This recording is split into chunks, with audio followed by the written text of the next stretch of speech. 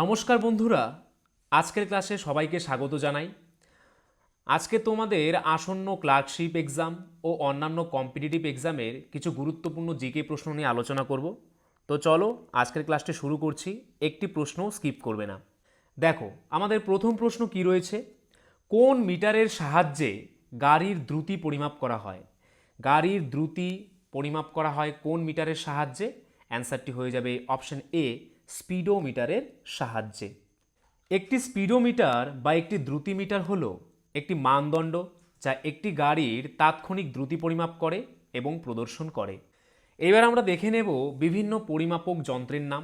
প্রথমে কি রয়েছে দেখো, ভর মাপা হয় কোন যন্ত্রের সাহায্যে? সাধারণ তুলা যন্ত্র দিয়ে। ভার বা ওজন মাপা হয় কোন যন্ত্র দিয়ে? স্প্রিং তুলা দিয়ে। সূক্ষ্ম দৈর্ঘ্য মাপা হয় কোন যন্ত্রের সাহায্যে? ভার্নিয়ার স্কেলে। উচ্চতা মাপা হয় কোন যন্ত্রের সাহায্যে? অল্টিমিটার যন্ত্র দিয়ে। বাতাসের গতি মাপা হয় কোন যন্ত্র দিয়ে? অ্যানিমোমিটার দিয়ে। আপেক্ষিক গুরুত্ব মাপা হয় কোন যন্ত্রের সাহায্যে? হাইড্রোমিটার যন্ত্রের সাহায্যে। আপেক্ষিক আর্দ্রতা মাপা হয় কোন যন্ত্রের সাহায্যে? হাইগ্রোমিটার যন্ত্রের সাহায্যে। গৃহীত ও বর্জিত তাপ মাপা হয় কোন যন্ত্রের সাহায্যে? ক্যালোরিমিটার যন্ত্রের সাহায্যে। উষ্ণতা মাপা হয় থার্মোমিটারের সাহায্যে। ভূমিকম্পের তীব্রতা বা প্রাবল্য মাপা হয় সিসমোগ্রাফ দিয়ে। শব্দের প্রাবল্য মাপার যন্ত্রের নাম কি? অডিওমিটার। বিভব প্রভেদ মাপা হয় কোন যন্ত্র দিয়ে? ভোল্টামিটার দিয়ে। রক্তচাপ মাপা হয় কোন যন্ত্রের সাহায্যে? স্ফিগমোম্যানোমিটার সাহায্যে। উচ্চ উষ্ণতা মাপা হয় পাইরোমিটার দিয়ে। বায়ুমণ্ডলের চাপ বা বায়ুর চাপ মাপা হয় কোন যন্ত্রের সাহায্যে? ব্যারোমিটারের সাহায্যে। কোষের তড়িৎচালক বল মাপা হয় কোন যন্ত্রের সাহায্যে? পটেনশিওমিটার যন্ত্রের সাহায্যে। আলোর তীব্রতা মাপা হয় কোন যন্ত্রের সাহায্যে? ফটোমিটার যন্ত্র দিয়ে। চুম্বকত্ব মাপার যন্ত্রের নাম কি? ম্যাগনেটোমিটার। তরলের সান্দ্রতা মাপা হয় কোন যন্ত্রের সাহায্যে? ভিস্কোমিটার দিয়ে। তরলের ঘনত্ব মাপা হয় কোন যন্ত্রের সাহায্যে? পিনকোমিটার দিয়ে। তড়িৎ প্রবাহ মাপা হয় অ্যামমিটার দিয়ে। আলোর বর্ণালী বিশ্লেষণ করা হয় স্পেকট্রোমিটার দিয়ে। কৌণিক দূরত্ব মাপার এককের নাম কি? সেক্সট্যান্ট। তড়িৎ শক্তি ব্যবহারের জন্য ব্যবহৃত হয় কোন যন্ত্র? গ্যালভ্যানোমিটার। বস্তুর মধ্যে উষ্ণতার ব্যবধান পরিমাপ করতে ব্যবহৃত হয় থার্মোস্কোপ। শব্দ তরঙ্গের কম্পাঙ্ক নির্ণয় করা হয় সোনোমিটার দিয়ে। সঠিক সময় পরিমাপ করা হয় ক্রোনোমিটার দিয়ে। দুধের বিশুদ্ধতা মাপা হয় ল্যাক্টোমিটার দিয়ে। গ্যাসের চাপ মাপার যন্ত্রের নাম কি? ম্যানোমিটার। তাপ বিকিরণ মাপা হয় বোলোমিটার দিয়ে। উদ্ভিদের বৃদ্ধি পরিমাপ করা হয় কোন যন্ত্রের সাহায্যে? ক্রেস্কোগ্রাফ যন্ত্রের সাহায্যে। বৈদ্যুতিক ক্ষমতা পরিমাপ করা হয় ডাইনামোমিটারের সাহায্যে। সমুদ্রের গভীরতা মাপা হয় ফ্যাদোমিটার দিয়ে। শব্দের তীব্রতা মাপা হয় অডিওমিটার দিয়ে। তরলের আপেক্ষিক গুরুত্ব মাপা হয় হাইড্রোমিটার দিয়ে। বায়ুর আর্দ্রতা পরিমাপ করা হয় হাইগ্রোমিটার দিয়ে। জলের নিচে তীব্রতা পরিমাপ করা হয় হাইড্রোফোন দিয়ে। যান্ত্রিক শক্তি তড়িৎ শক্তিতে রূপান্তরিত হয় কোন যন্ত্রে? ডায়নামোতে। শ্রবণের ত্রুটির উন্নতি ঘটায় অডিওফোন। ক্ষুদ্র বস্তুকে বৃহৎ আকারের দেখার যন্ত্রের নাম কি? মাইক্রোস্কোপ। আলোর তীব্রতা মাপা হয় ফটোমিটার দিয়ে। চাকাযুক্ত যানবাহনের যাত্রার গুরুত্ব মাপা হয় ওডোমিটার দিয়ে। ডুবোজাহাজ থেকে সমুদ্র জলের ওপরের জিনিস দেখার যন্ত্রের নাম কি? পেরিস্কোপ, খুবই ইম্পর্টেন্ট। বিকিরিত শক্তি পরিমাপ করা হয় রেডিওমিটার দিয়ে। রক্তচাপ মাপা হয় ম্যানোমিটার দিয়ে। পরবর্তী প্রশ্ন, কোন কেন্দ্রশাসিত অঞ্চল ভারতের দুটি রাজ্যের রাজধানী? কোন কেন্দ্রশাসিত অঞ্চলটি ভারতের দুটি রাজ্যের রাজধানী? অ্যান্সারটি হয়ে যাবে অপশন সি, চণ্ডীগড়। চণ্ডীগড় উত্তর ভারতের পাঞ্জাব এবং হরিয়ানা রাজ্যের রাজধানী। বিভিন্ন কেন্দ্রশাসিত অঞ্চলের রাজধানী দেখো কি কি রয়েছে। আন্দামান ও নিকোবর দ্বীপপুঞ্জের রাজধানীর নাম কি? Port Blair. চণ্ডীগড়ের রাজধানী চণ্ডীগড়। দাদরা ও নগর হাভেলি এবং দমন ও দিউয়ের রাজধানী কোথায়? দমন। লাক্ষাদ্বীপের রাজধানী কোথায়? কাবারত্তি। দিল্লি রাজধানী দিল্লি। পুদুচেরি। লাদাখ, লেহ। জম্মু ও কাশ্মীরের গ্রীষ্মকালীন রাজধানীর নাম শ্রীনগর এবং শীতকালীন রাজধানীর নাম জম্মু। বন্ধুরা আরেকটি কথা, WBP constable, SI and KP constable অধ্যায়ভিত্তিক সেরা প্রস্তুতি নিতে আমাদের হোয়াটসঅ্যাপ নাম্বারে একবার হোয়াটসঅ্যাপ করে নাও। গণিত, ইংরেজি, জিকে, রিজনিং প্রত্যেকটা বিষয়ে একদম অধ্যায় ধরে ধরে বেসিক লেভেল থেকে একদম প্রথম থেকে ক্লাস করানো হবে। মাসিক কোনো বেতন নেই। পরীক্ষা পর্যন্ত সেরা গাইডেন্স পাবে নতুন সিলেবাস অনুযায়ী। Live class, recorded class plus PDF all পাবে। একবার পেমেন্ট করলেই যতদিন না চাকরি পাচ্ছ ক্লাস করতে পারবে। One time payment. 5 জন আলাদা আলাদা টিচার্সের মাধ্যমে তোমাদের প্রত্যেকটি সাবজেক্ট ধরে ধরে অঙ্ক একদম যারা কিছুই বুঝতে পারো না তাদের জন্য জলের মতো সহজ করে বুঝিয়ে দেওয়া হবে। আমাদের কলকাতা পুলিশের এসআইতে আমরা 95% হুবহু প্রশ্ন কমন দিয়েছি প্রমাণসহ। সেই কমনের প্রমাণ পেতে তোমরা জয়েন করে নাও আমাদের টেলিগ্রাম চ্যানেলে বেঙ্গলি নলেজ একাডেমিতে, লিঙ্ক ইন ডেসক্রিপশন। এটি আমাদের 7 নম্বর ব্যাচ। প্রথম 100 জন 30% ডিসকাউন্ট পাবে। প্রথম 100 জন 30% ডিসকাউন্ট পাবে।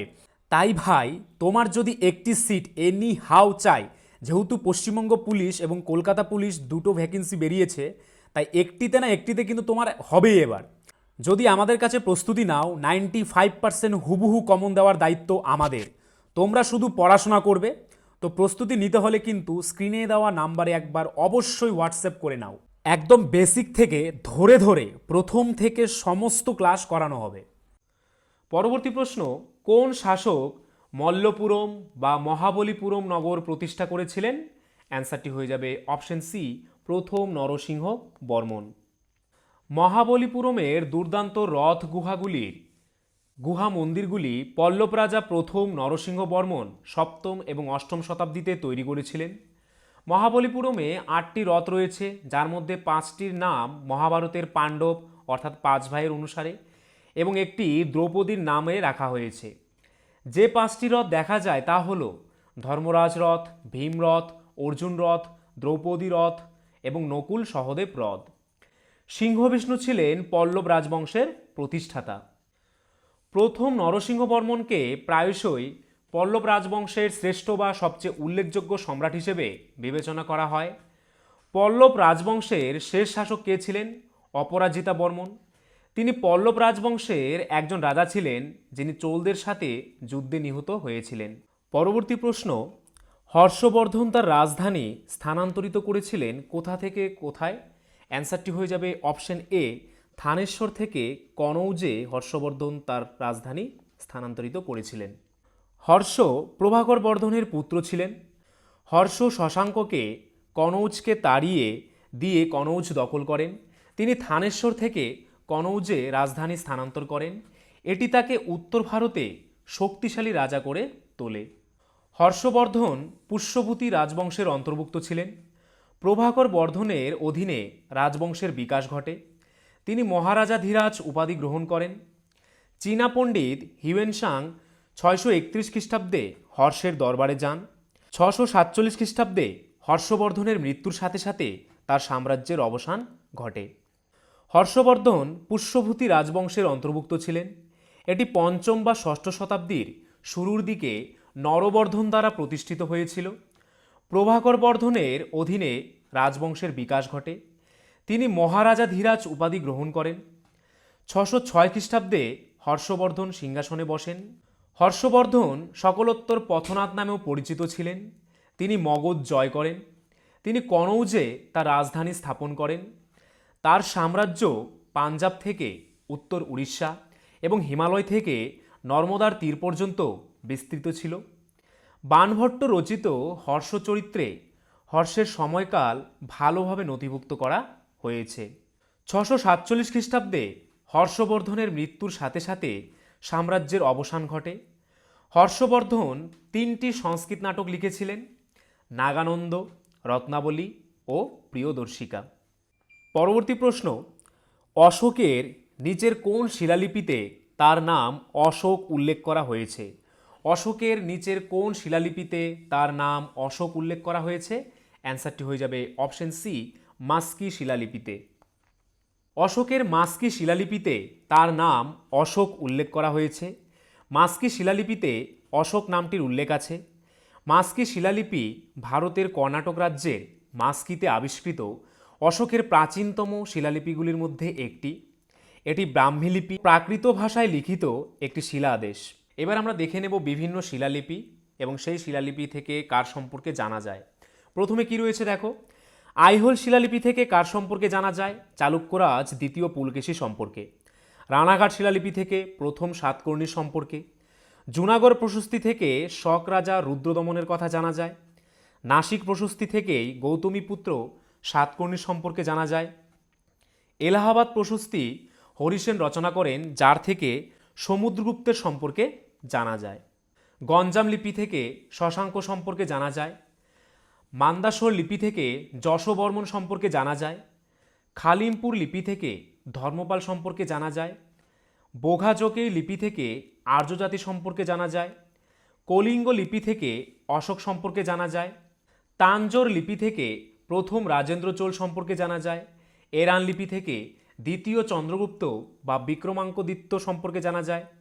দেওপাড়া প্রশস্তি থেকে বিজয় সেন সম্পর্কে জানা যায়। হাতিগুম্ফা লিপি থেকে কলিঙ্গরাজ খারবেল সম্পর্কে জানা যায়। গোয়ালিয়র প্রশস্তি থেকে প্রতিহার রাজ প্রথম ভোজ সম্পর্কে জানা যায়। পরবর্তী প্রশ্ন, তাপবিদ্যুৎ কেন্দ্রগুলি থেকে নির্গত প্রধান দূষক গ্যাস কোনটি? তাপবিদ্যুৎ কেন্দ্রগুলি থেকে নির্গত প্রধান দূষক গ্যাস কোনটি? অ্যান্সারটি হয়ে যাবে SO2 অর্থাৎ সালফার ডাই অক্সাইড। পরবর্তী প্রশ্ন, কাদের পৃষ্ঠপোষকতায় সত্য পাথর ইলোরায় কৈলাস মন্দির তৈরি হয়েছিল? কাদের পৃষ্ঠপোষকতায় কৈলাস মন্দির তৈরি হয়েছিল? অ্যান্সারটি হয়ে যাবে অপশন ডি, রাষ্ট্রকূটদের পৃষ্ঠপোষকতায় ইলোরায় কৈলাস মন্দির তৈরি হয়েছিল। কৈলাসনাথ মন্দির বা কৈলাস মন্দির নামে পরিচিত এই মন্দিরটি মহারাষ্ট্রের ইলোরায় অবস্থিত একটি বিখ্যাত মন্দির। অষ্টম শতাব্দীর রাষ্ট্রকূট রাজা প্রথম কৃষ্ণ এই মন্দির নির্মাণ করেছিলেন।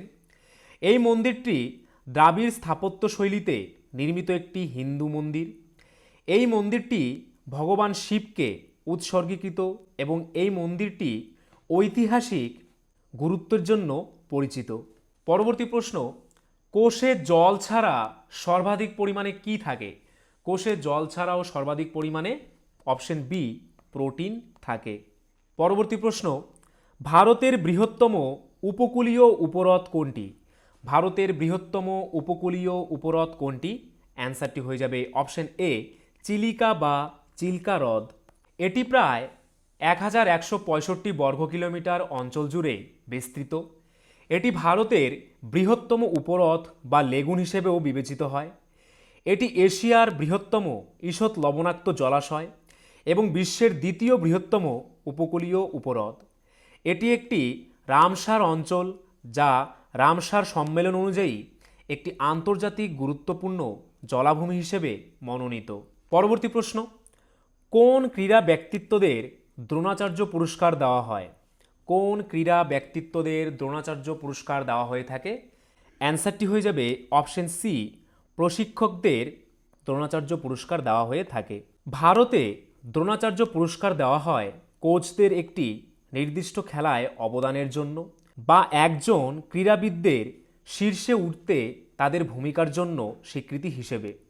এটি কোচদের তাদের ক্রীড়াবিদদের পারফরম্যান্সকে আন্তর্জাতিক মানদণ্ডে উন্নীত করার জন্য নিজেদের উৎসর্গ করতে অনুপ্রাণিত করার জন্য দেওয়া হয়।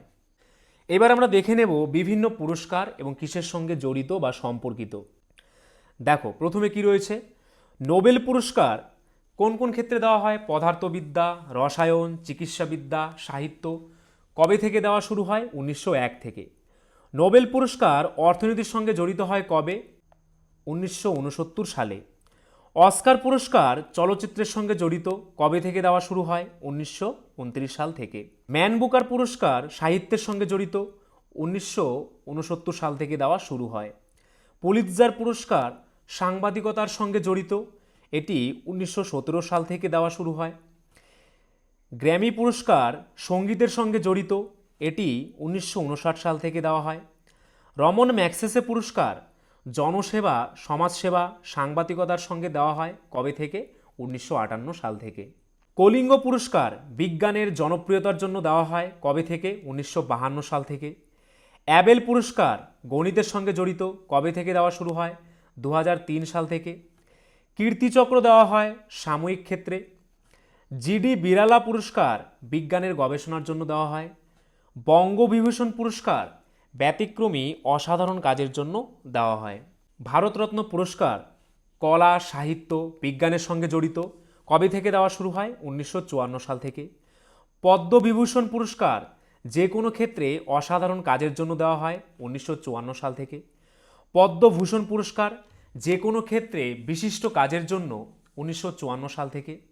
পদ্মশ্রী সম্মান যে কোনো ক্ষেত্রে কাজের জন্য, এটাও 1954 সাল থেকে দেওয়া শুরু হয়। পরমবীর চক্র সেনাবাহিনীতে অসামান্য সাহসিকতার জন্য 1947 সাল থেকে দেওয়া শুরু হয়।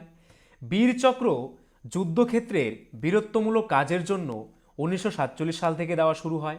অশোক চক্র পুরস্কার সেনাবাহিনীদের বীরত্ব ও সাহসিকতার জন্য 1952 সাল থেকে দেওয়া শুরু হয়। সাহিত্য একাডেমি পুরস্কার সাহিত্য সম্মাননা কবে থেকে দেওয়া শুরু হয়? 1954 সাল থেকে। জ্ঞানপীঠ পুরস্কার ভারতের সর্বোচ্চ সাহিত্য সম্মান কবে থেকে দেওয়া শুরু হয়? 1965 সাল থেকে। ম্যান বুকার পুরস্কার ইংরেজি উপন্যাসের জন্য 1969 সাল থেকে দেওয়া শুরু হয়। দাদা সাহেব ফালকে অ্যাওয়ার্ড চলচ্চিত্রে উৎকর্ষতার জন্য 1969 সাল থেকে দেওয়া শুরু হয়। রাজীব গান্ধী খেলরত্ন পুরস্কার খেলাধুলায় অসামান্য পারদর্শিতার জন্য 1991 সাল থেকে দেওয়া শুরু হয়। অর্জুন পুরস্কার খেলাধুলা ও প্রশিক্ষণের জন্য 1961 সাল থেকে দেওয়া শুরু হয়। ধন্বন্তরীর পুরস্কার চিকিৎসা বিজ্ঞানে 1971 সাল থেকে দেওয়া শুরু হয়। বোরলক পুরস্কার কৃষি ও পরিবেশ উন্নয়নে 1972 সাল থেকে দেওয়া শুরু হয়।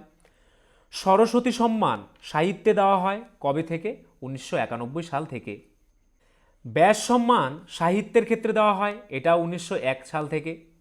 দ্রোণাচার্য পুরস্কার খেলাধুলায় প্রশিক্ষণ যারা দিয়ে থাকেন তাদের দেওয়া হয় 1985 সাল থেকে। কবির সম্মান সাম্প্রদায়িক সম্প্রীতির জন্য 1986 সাল থেকে দেওয়া শুরু হয়। ধ্যানচাঁদ পুরস্কার প্রাক্তন খেলোয়াড়দের 2002 সাল থেকে দেওয়া শুরু হয়।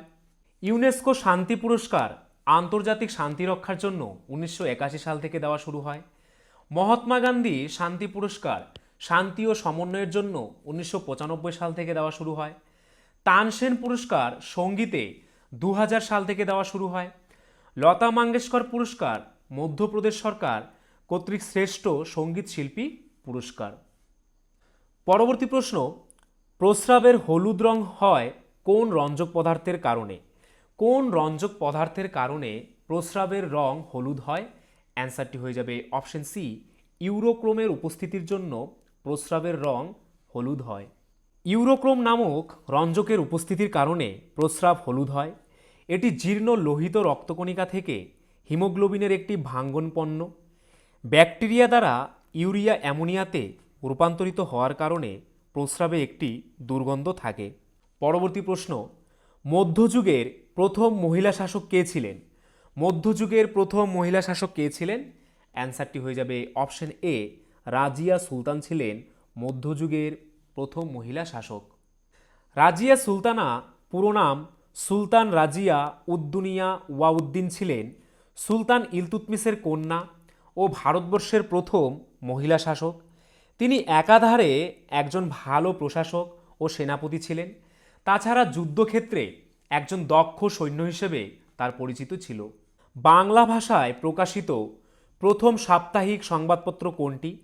বাংলা ভাষায় প্রকাশিত প্রথম সাপ্তাহিক সংবাদপত্র কোনটি? অ্যান্সারটি হয়ে যাবে অপশন ডি, সমাচার দর্পণ।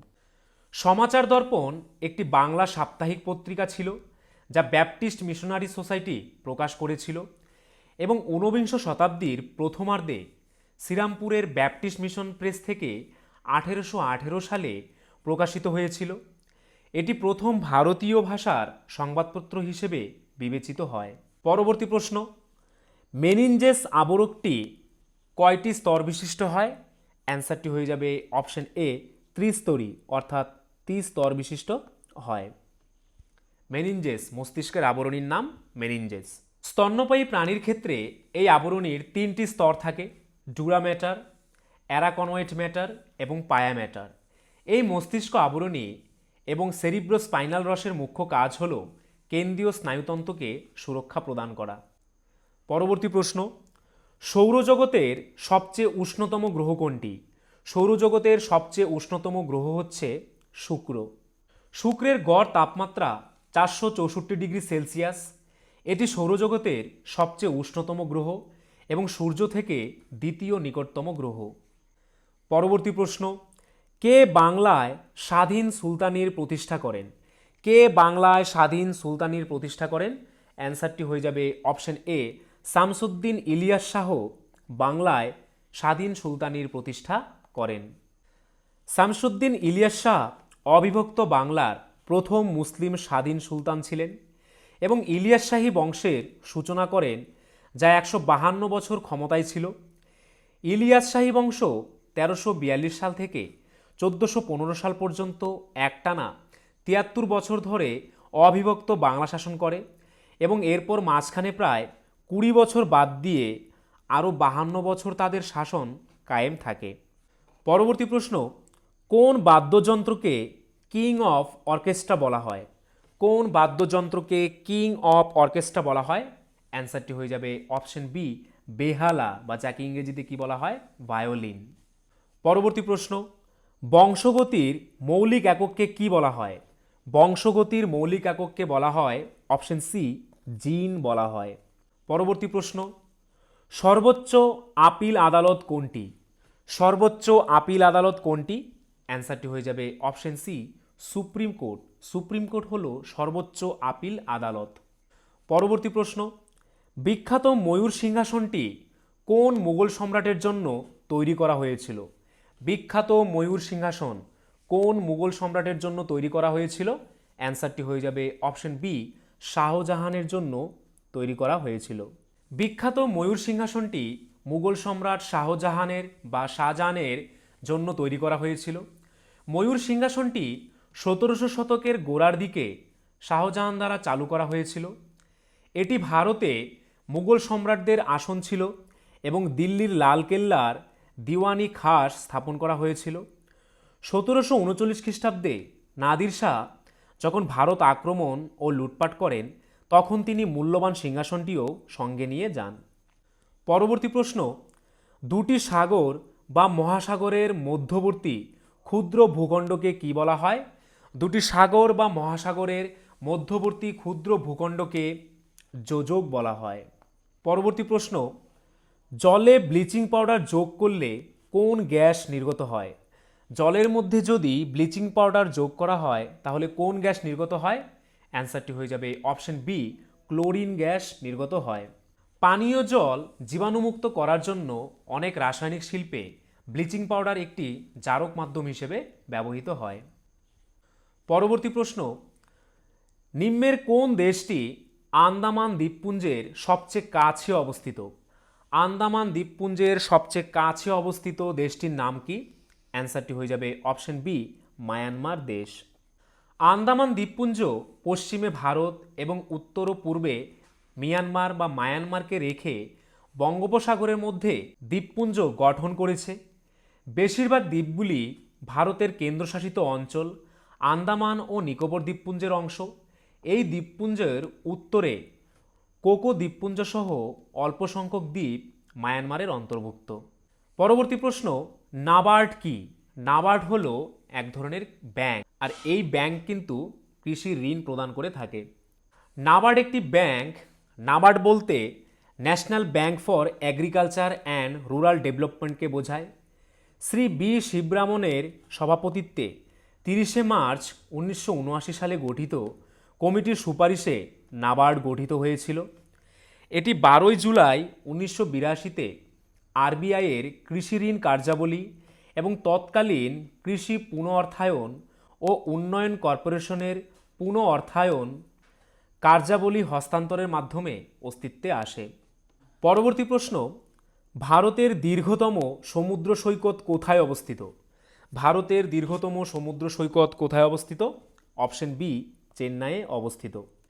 বঙ্গোপসাগরের পাশে চেন্নাইয়ের মেরিনা বিচ বা মেরিনা সৈকত ভারতের দীর্ঘতম এবং বিশ্বের দ্বিতীয় দীর্ঘতম সমুদ্র সৈকত। প্রায় 12 কিলোমিটারের এই প্রধানত বালুকাময় অঞ্চলটি দক্ষিণে বেসন্ত নগর থেকে উত্তরে ফোর্ট সেন্ট জর্জ পর্যন্ত বিস্তৃত।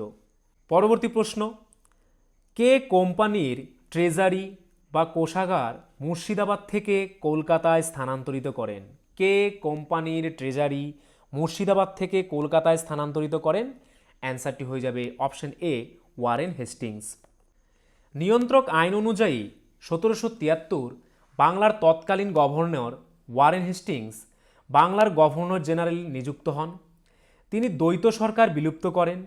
তিনি কলকাতাকে রাজধানী করেন এবং কোম্পানির কোষাগার মুর্শিদাবাদ থেকে কলকাতায় স্থানান্তরিত করেন। পরবর্তী প্রশ্ন, ইউনিয়ন সার্ভিস কমিশনের সদস্য সংখ্যা কত?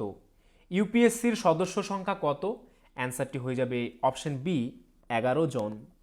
পরবর্তী প্রশ্ন, একটি অর্ধপরিবাহীর উদাহরণ হলো, নিচের কোনটি একটি অর্ধপরিবাহী? অ্যান্সারটি হয়ে যাবে অপশন ডি জার্মেনিয়াম। জার্মেনিয়াম হলো একটি অর্ধপরিবাহীর উদাহরণ। Silicon, germanium, cadmium sulphide, gallium arsenide ইত্যাদি অর্ধপরিবাহী পদার্থের উদাহরণ। পরবর্তী প্রশ্ন, রবীন্দ্রনাথ ঠাকুর ভারতের যে নৃত্যকে পুনরুজ্জীবিত করেছিলেন সেটি কোনটি? অ্যান্সারটি হয়ে যাবে অপশন বি মণিপুরী নৃত্যকে রবীন্দ্রনাথ ঠাকুর পুনরুজ্জীবিত করেছিলেন। ঠাকুর নন্দলাল বোসের মতো শিল্পীদের শান্তিনিকেতনে বসবাস করতে এবং শিল্পের একটি জাতীয় রূপের প্রচারের জন্য পূর্ণ সময় নিবেদিত করতে উৎসাহিত করেছিলেন। তিনি লোকনৃত্যকে পুনরুজ্জীবিত করতে সাহায্য করেছিলেন এবং শান্তিনিকেতনে ভারতের অন্যান্য অঞ্চল যেমন মণিপুরী, কত্থক এবং কথাকলি থেকে নৃত্যের ধরন প্রবর্তন করেছিলেন। পরবর্তী প্রশ্ন, ইউএনও এর প্রথম মহাসচিবকে? ইউএনও বা জাতিসংঘের প্রথম মহাসচিবকে? অ্যান্সারটি হয়ে যাবে অপশন বি ট্রিগভেলি। ট্রিগভেলি ছিলেন জাতিসংঘের প্রথম মহাসচিব। মিস্টার ট্রিগভেলি সম্মিলিত জাতিপুঞ্জের প্রথম মহাসচিব নির্বাচিত হন। ট্রিগভেলি ছিলেন একজন নরওয়েজিয়ান রাজনীতিবিদ, শ্রমিক নেতা, সরকারি কর্মকর্তা এবং লেখক। বন্ধুরা, এই ছিল আজকের ভিডিও। তোমরা যদি আমাদের চ্যানেলে নতুন হয়ে থাকো, আমাদের চ্যানেলটিকে অবশ্যই সাবস্ক্রাইব করে নোটিফিকেশন অল করে রাখবে। তার পাশাপাশি তোমরা যদি আমাদের পুলিশের ব্যাচে অ্যাডমিশন নিতে চাও, তাহলে আমাদের স্ক্রিনে দেওয়া নাম্বারে একবার এক্ষুনি হোয়াটসঅ্যাপ করে নাও। আর আজকের ভিডিওর যদি পিডিএফ পেতে চাও, তাহলে আমাদের টেলিগ্রাম চ্যানেলে জয়েন করে নাও, বেঙ্গলি নলেজ একাডেমি এই চ্যানেলে, যেটি এই ভিডিও ডেসক্রিপশনে দেওয়া রয়েছে। তোমাদের আসন্ন ডাব্লিউবিপি কেপি পরীক্ষার জন্য লাস্ট মিনিট ব্রহ্মাস্ত্র সাজেশন পেতে ও 90% প্লাস হুবহু কমন পেতে হলে আমাদের স্ক্রিনে দেওয়া নাম্বারে তোমরা হোয়াটসঅ্যাপ করে নাও। ফুড এসআই প্লাস ডাব্লিউবিপি পরীক্ষায় কিন্তু আমাদের নোট থেকে আমরা 90% প্রমাণসহ কমন দিয়েছিলাম। তাই আসন্ন তোমাদের যদি যে কোনো পরীক্ষা রয়েছে, 80+ জিকে টপিক সঙ্গে অঙ্ক ও বাকি সব, স্বল্প সময়ে পাশের গ্যারান্টি সাজেশন নিয়ে পাশ করতে আমাদের স্ক্রিনে দেওয়া নাম্বারে তাড়াতাড়ি হোয়াটসঅ্যাপ করে নাও।